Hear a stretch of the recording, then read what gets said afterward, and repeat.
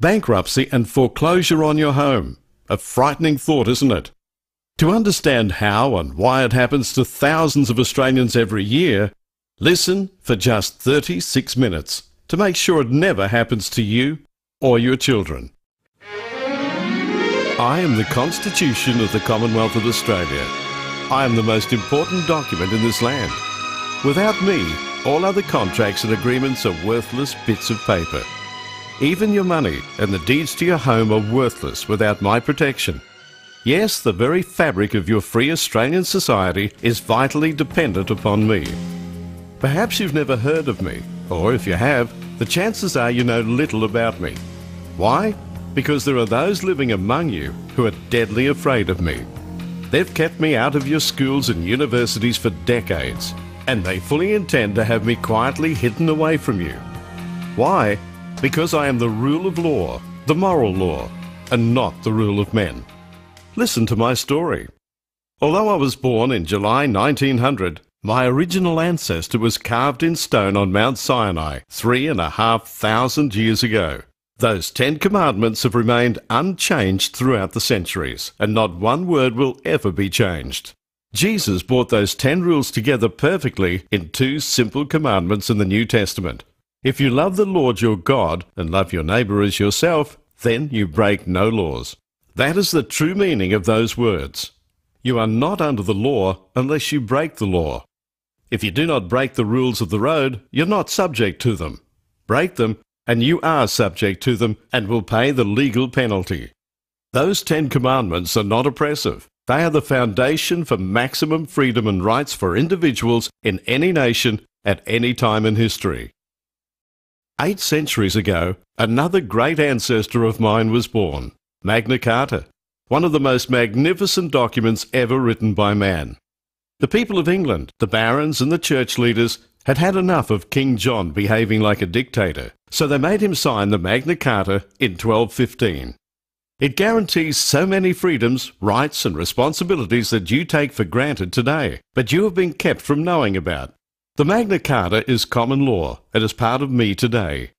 It declares, "No free man shall be taken, indeed imprisoned, either dispossessed or outlawed or exiled, or in any manner destroyed, except by means of the legal judgment of his own equals, indeed the law of the land." Common law. His own equals, plural, is a jury of 12 people. A single judge is not an equal and can never be because no individual is unbiased. After King John was put in his rightful place, the Habeas Corpus Act was established in 1640 and secured in 1679. It states clearly that no one can be jailed without a proper jury trial. A suspected criminal may be reasonably detained until a jury trial occurs, but a jail sentence cannot be legally ordered because on July 5, 1641, Habeas Corpus also abolished the Star Chamber, where a single judge made orders. It was also known as the Star Chamber of Satan and was despised by parliaments and the church. It was outlawed for 400 years because of its anti-Christian procedures, but in 1975, it was re-established in Australia disguised as the family court. More of that shortly. The Bill of Rights was written into law in 1688 with additional protections. It is part of me today. It is common law. In 1899, I was adopted by the Australian people in a referendum, and I became your most important deed in 1900. I became well known in your homes, and you knew that my rules apply to everyone, no exceptions. I was taught in your schools and universities up to 1975. I am drawn from the very best of the tried and tested wisdom of the centuries for the rule of law for any nation, not the rule of greedy men who have no allegiance to anyone but themselves. I am written in simple English in numbered sections dealing with various areas of your life and your culture. Read me. I am straightforward and easy to understand. You can download me from this CD into your own computer and print copies for your computerless friends to read and get to know. Since 1900, there have been amazing changes in technology, and whether you drive a horse and buggy or the latest supercar, human nature does not change. Those wise men who hammered out my words over the centuries knew this, and they allowed for it. Yes, I can be changed, but only by a majority of you, my people, in a majority of states, in a referendum. And this includes the so-called laws of local councils. They call them ordinances. Yet they continue to illegally create new laws and bylaws without your knowledge or consent. That includes any laws that tamper with your food, your water supply, or even daylight saving. In September 1988, they tried to sneak a new law through which would give local councils the power to make new laws as they pleased. This was rejected by you, my people, in that referendum. Any council laws that conflict with common law are illegal. No one, not even a policeman, may legally enter your property without your consent or a proper judiciary order. If anyone says they're authorised by a town council, that is a lie. No council, no government department, nor any private organisation can authorise one person to make a rule over another. Those counterfeit policemen and women have no legal authority over you, no matter who they say they work for. So if they do enter your property, threaten you in any way, or try to take anything which is legally yours, have a video camera ready and record it. They hate it. Remind them that an order by a single magistrate is not a judiciary order. It is illegal because it is a violation of common law in the Criminal Code Act 1995, Section 268(10). Any council laws that conflict with common law are illegal. Proper rules are not oppressive. They're there to protect freedoms. Before we play golf, we all agree to abide by the rules. The ball should be played where it lays, is to be obeyed by everyone. But that rule could be changed, providing we all agree before we play. And so it is with me. There have been minor changes that have been approved by you, the majority of people in a majority of states. But they were minor issues that gave governments no increase in power. Since 1900, they attempted to get more power over you 46 times. But through national referendum, you rejected 40 of them. Did you know that in 1932, the Tasmanian government tried to abolish itself and hand over control to Canberra? The wise Governor-General said, "You can't do that. You must ask the people first." You, my people, said no, and a new government was elected. Did you know that in 1975, your Prime Minister, Gough Whitlam, attempted to defraud Section 83 regarding the nation's money supply? The wise Governor-General said, "You can't do that. You must ask the people first." You, my people, said no. The Prime Minister was sacked, and you, my people, endorsed the Governor-General's action. You elected a new government with a landslide majority. The wisdom and dignity is within the office of the Governor-General, who acts on behalf of your non-biased umpire, the Sovereign of the Commonwealth, who cannot be bribed. Now you know why wannabe Republicans seek to abolish our Queen. And don't be deceived by judges and solicitors who will try to tell you that I am not valid today. That is a deliberate lie, and the High Court says so. In 1996, the High Court of Australia, the highest court in the land, Section 71, in what is called the Cable Principle, declared that the Commonwealth remains one and indivisible, just as I do, with only one judicial power, not different rules in each state.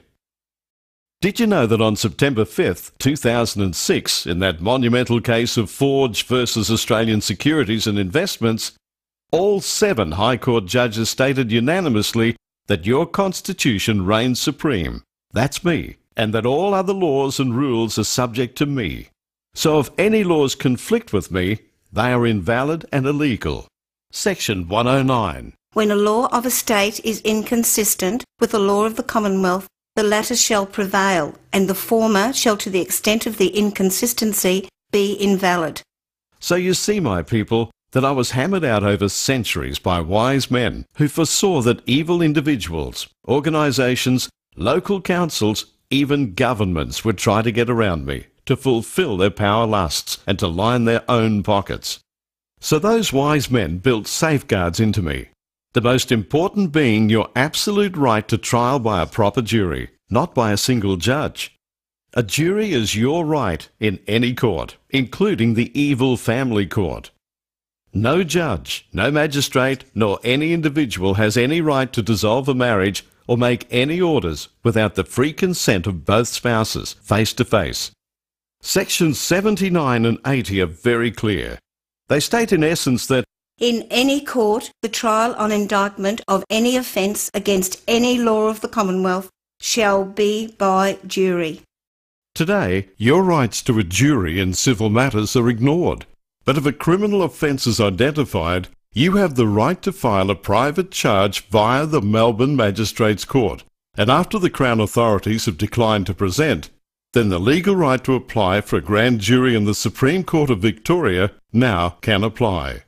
You have little chance of a jury for civil matters, so it's better to settle out of court and save the so-called legal fees.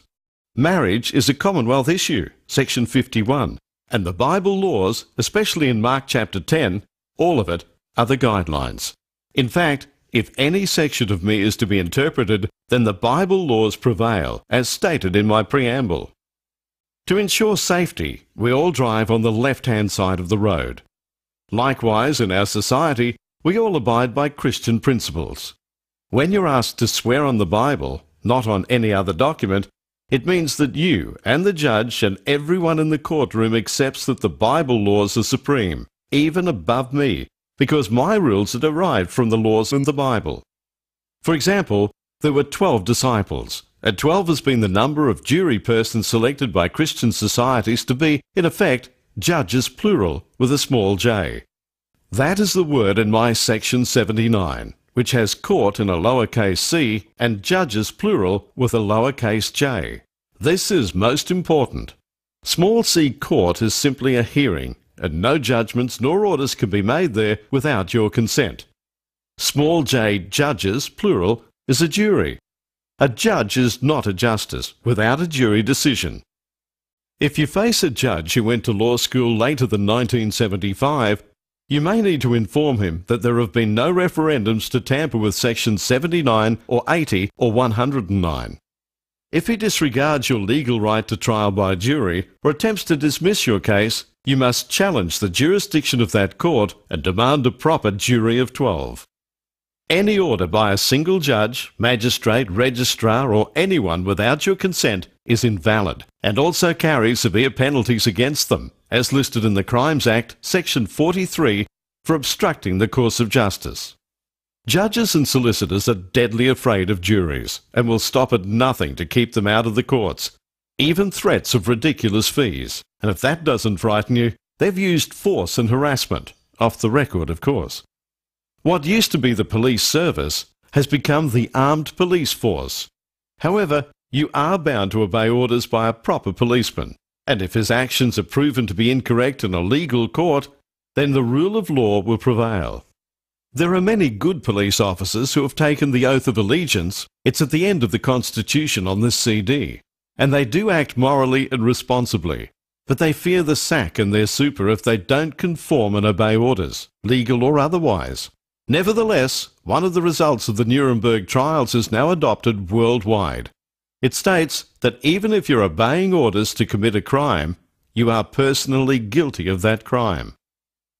The judiciary will try to confuse you in legalese language. Some will rant and rave at you, some may ignore you and even attempt to order you to leave the court. But take no notice. Stand up to them and know your constitutional rights. Remind them that the court does not belong to a single judge. It is your court, the People's Court, and has been since 1215. When you go to court, do not go alone. Take a group of friends to witness the proceedings. It is a public court. They have every right to be there. Sections 79, 80 and 109 are most important. Learn them off by heart. 2,000 years ago, the wisest teacher in history challenged the evil judges and lawyers face to face in Luke chapter 11, verses 46 and 52 in your New Testament. Look it up. But their descendants are with us today in every nation. They have not changed their nature nor their plans, only their appearance. Listen to me, my people. I am the rule of law. But those who Jesus rebuked on several occasions seek the rule of men. That means ultimately Republican dictatorship. Now you say that USA is a republic.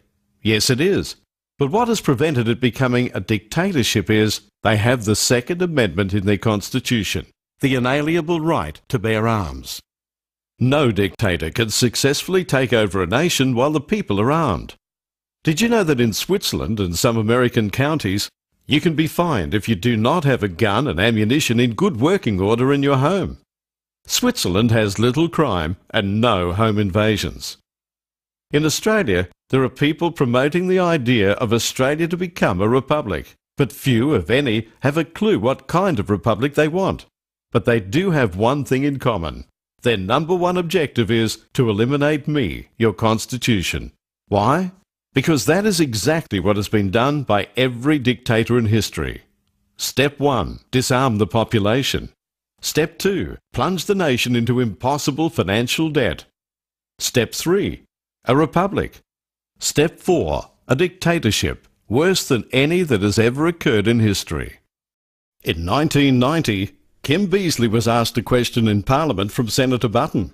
Beazley replied, "The United Nations has given the federal government a mandate of ownership for housing, farms, property and business to government control, once the Republic has been proclaimed." So there you have it, the real purpose behind the push for a republic, which will become the worst dictatorship in history. Why? Because of today's money power. Over history, money has been in many forms: gold and silver, cattle, coconuts, and even rum in the early days here. Money is a far superior system to barter, and there's nothing wrong with lending to invest in a productive profit-sharing venture. But to charge interest on created money is the root cause of all economic problems.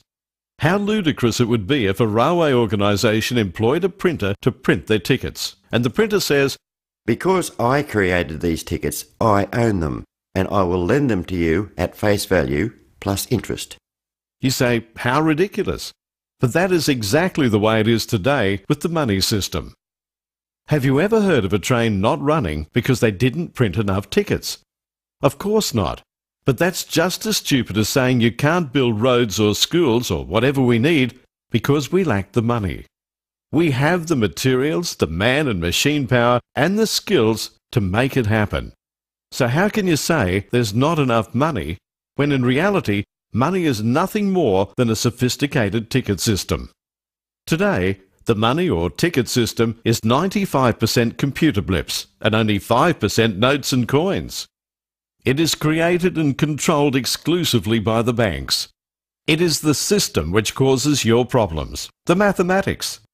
If the interest rate is 5% on a $100 loan of new money, then 100 plus nothing does not equal 105, which is the amount the banks demand you pay back.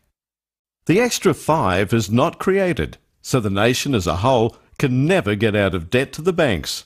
It must keep borrowing more to continue. Mayor Amschel Rothschild was from a family of goldsmith moneylenders and said, "Give me control of a nation's money supply, and I care not who makes its laws." So how did the Rothschilds and others become so wealthy? Around 1690, the English King William needed money for a war with France, so he borrowed £1.2 million, a staggering amount, from the goldsmith moneylenders. Their reward? He granted them a charter for the Bank of England in 1694, which made it legal for them to charge him 8% interest. This was the beginning of the modern privately owned banking system. It has taken them only a few hundred years to become the only source of money, and your slave masters. Did you know that the Reserve Bank is not a government operation? It became independent in 1960. It creates money out of nothing. But that is not the problem, as you'll see. The problem is the Reserve Bank is just like the printer for the railway tickets. It pretends it owns that new money and lends it to your government with interest on top. It takes a mortgage over your taxes. Now you know where a large chunk of your taxes go. Ask yourself or anyone who should know, politician, financial advisor, bank manager, hairdresser or cab driver, they know everything. Ask them, if every nation is in debt, who is the creditor? You'll be dismayed at the answers. Did you know that under my section 51, 4, 12 and 13, Your Prime Minister and your Parliament have the duty and the legal power to solve the so-called money crisis in only a few weeks with no interest and no debt. Governments, and governments alone, not the banks, have the legitimate power to issue the nation's money or credit to represent the real wealth of the nation. The Nullarbor Railway was built under the rules of Section 51. No interest, no debt. You may ask, if it's as simple as that, why isn't it being done now by either side of politics? Why? Because many rich people and the judiciary benefit from the existing system. They don't want it changed. Did you know that cost orders in today's courts are the greatest fraud ever perpetrated upon you, my unsuspecting people? It's a huge extortion racket. In 1640, Habeas Corpus Act, which is also contained within me, ordained that unless and until a jury trial is held and an event of a judicial nature occurs, no costs are payable by either side in proceedings, regardless of any direction from any Parliament. In other words, only a jury can award costs, and any ruling made by a single judge without your consent or a jury is illegal and invalid. Period. On August 20th, 2001, the penalty was fixed at 25 years jail for both the solicitor and the judge who commit the crime of costs orders. It comes under slavery in the Criminal Code Act, Section 268(10).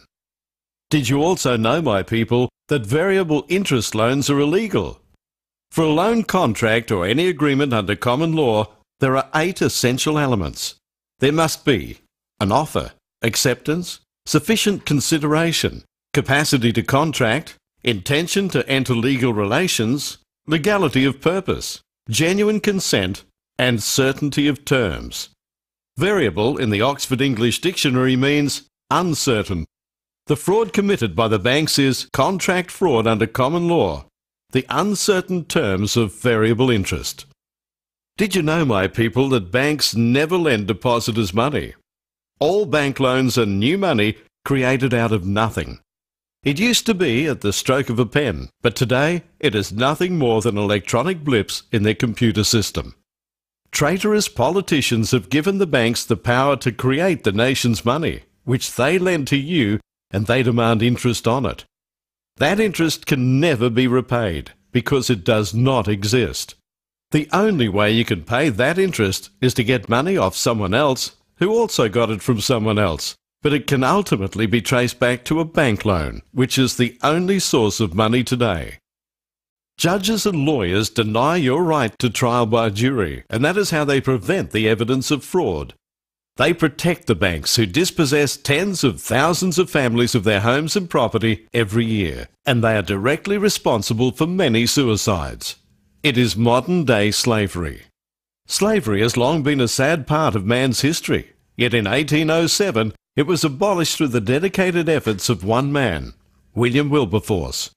He had no internet, no CDs, no phones, none of the powerful means of communication you have today. He won the victory in the courts and in the Parliament using the very same laws and rights you still have, and he won the battle against formidable and powerful enemies. How did he do it?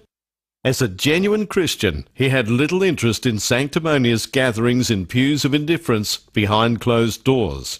Like a true evangelist, he took the message out to the people, and he knew that a jury of 12 who genuinely prayed, "So help me God," is the most powerful weapon against tyranny, fraud and corruption that you have. This is practical Christianity in action. Slavery has been around a long time. It was abolished by the power of God, not by a flash of lightning miracle, but through informed jurors. But did you know that juries also have the power to overrule and abolish bad laws? Yes, and that includes most of the rules found in an insidious document used by lawyers and judges today. It's called the Uniform Civil Procedures Rules. It is an illegal act passed by traitorous politicians without a referendum and ignored by apathetic churchmen.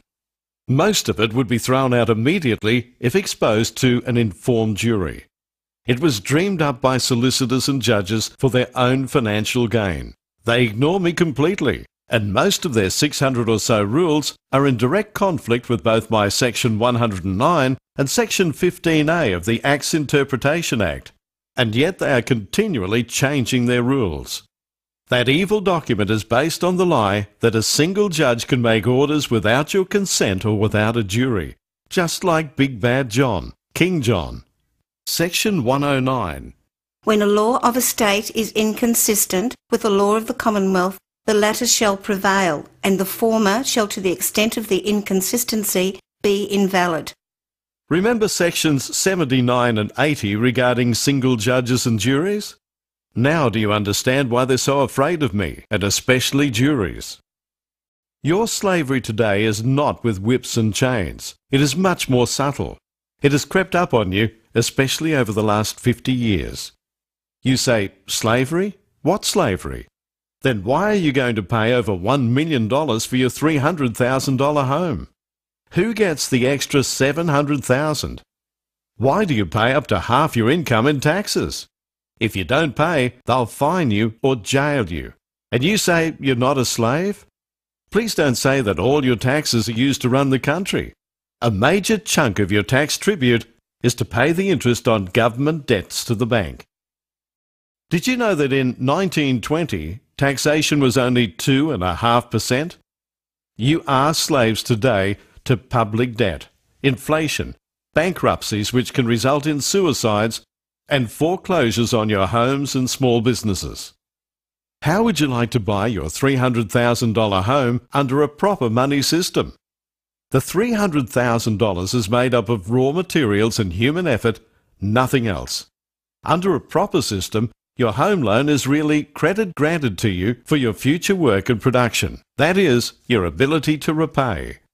Regardless of who prints the money, tickets or electronic blips on a computer, be it government or even a bank operating legally, your new home represents an increase in the national wealth, namely one house. But there is one extra human effort to include. That is the bookkeeping for that new money. Suppose you make 300 payments, so someone has to do 300 bits of work. Allow them $50 per payment. That's a total of $300 by $50, or $15,000. So the total cost of your home should not be $1 more than $315,000. And that is the amount to be created. And you agree to repay it at $1,050 per month for 300 months, or 25 years. Listen carefully. Under that proper system, there would be zero inflation. But under the current interest system, you must repay over $1 million. That, my people, is the source of all inflation, and that is your slavery.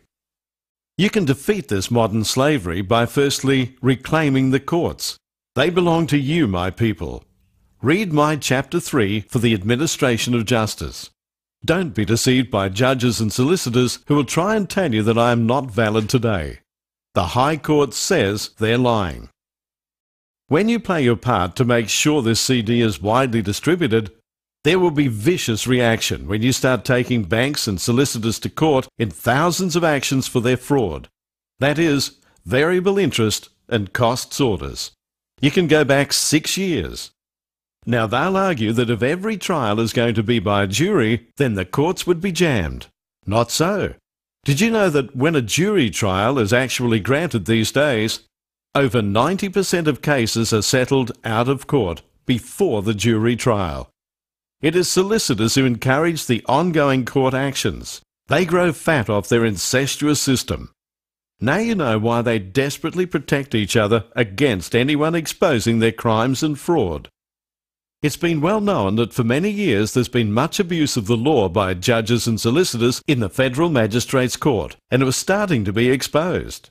No wonder they were anxious to abolish that court on the 5th of April 2009. Their story was that it was uneconomic. Yeah, right. Nevertheless, you can expect a lot of lies and attacks against this CD from the media.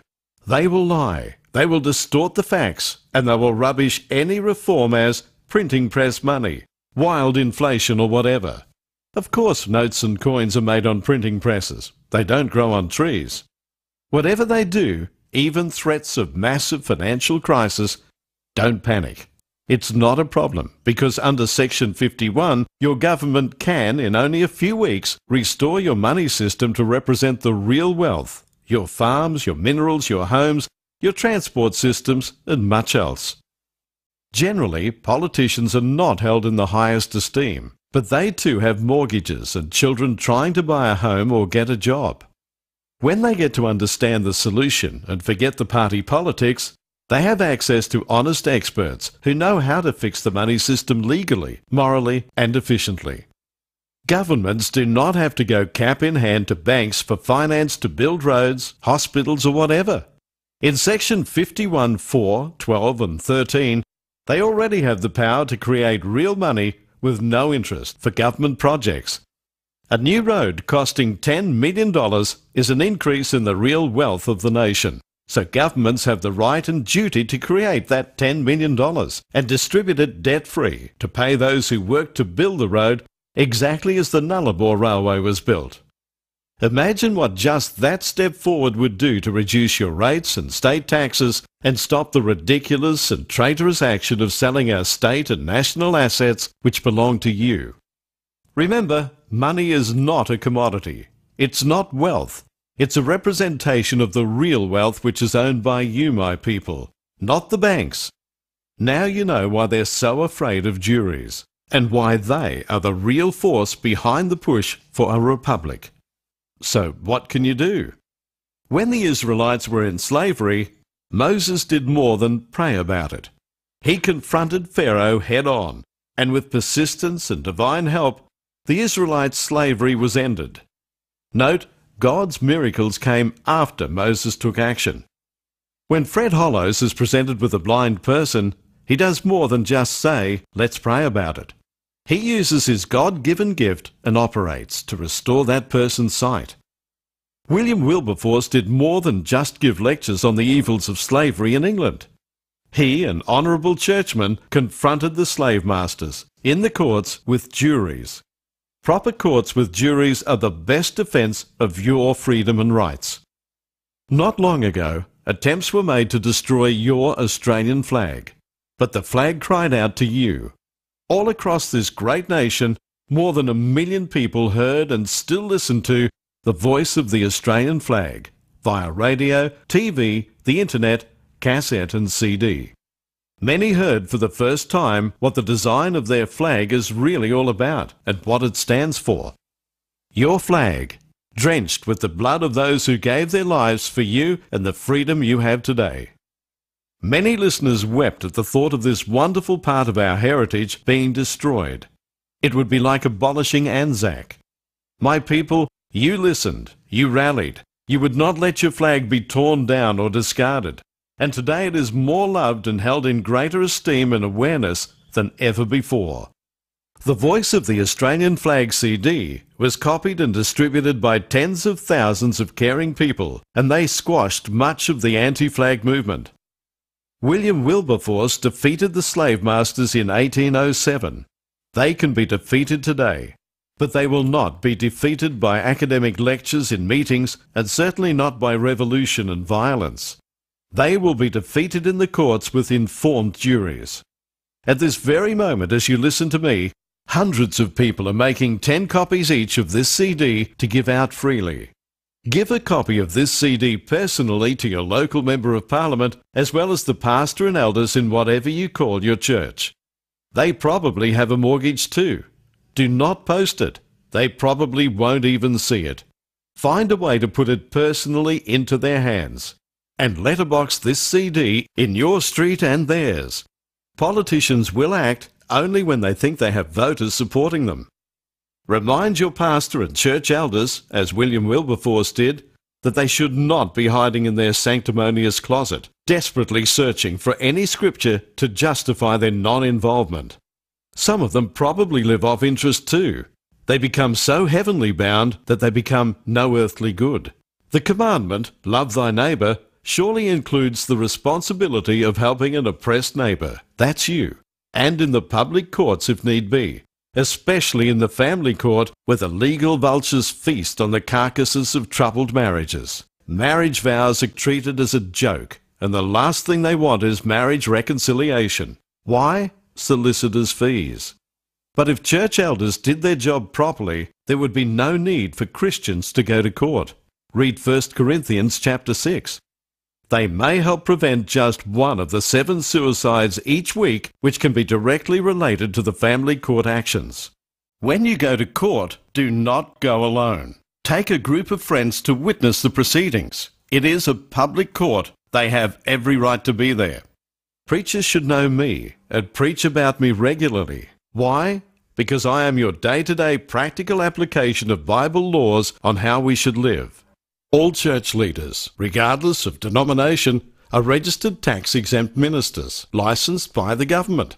They are bound by law and Almighty God to expose corruption in government and to reveal to their congregations any and every breach of your constitution. So ask your church leaders, whatever their title, why they've failed to inform the congregation of how, when, and especially why Julia Gillard, John Howard, Kim Beasley, and a host of others, including judges, have been charged with treason and are awaiting indictment by grand jury. You'll probably be told, we don't get involved in politics, or some such excuse, so remind them that this has nothing to do with politics. Church leaders are responsible to reveal any criminal offence, since they are a minister who has taken the oath of allegiance. They are responsible for the knowledge in Hosea chapter 4, and by concealing a criminal offence, they're committing a criminal offence. So ask your pastor to do a sermon on the Constitution and how the churches intend to have the illegal Uniform Civil Procedure laws abolished. The High Court declared they are illegal in 1996. Where does your church leader stand on this most important issue of moral law? I was given as a free gift to you, my children, by a wise and patient ancestry. Now it is your turn to make copies of this CD as your gift to everyone you can, in your area, in shopping centres, everywhere. Because somewhere today, there is another William Wilberforce just waiting for you to give them a copy of this CD. Through me, your wise early fathers extended practical Christianity to everyone, rich and poor. Without me, you will surely become slaves to some kind of Republican dictatorship under the international bankers. It will be worse than communist China or Russia was. No private property, no rights, no juries. Both the bankers and the judiciary want to become a republic more than anyone else. The judiciary wallow in their power. They fear and hate the rule of law, and they protect the banks who grow rich off you. I've been set in place to protect you against them and anyone who attempts a legal power over you, no matter where you live. I was born from God's holy word and wisdom that none can dispute. I am 135 wisely written instructions for the protection of your freedoms and rights. Know me well and teach your children. Cast me aside, and they will never forgive you. I can guide you, advise you, and protect you, if you let me. But there is one thing I cannot do for you. I cannot multiply myself. For that, I need you, lest you forget.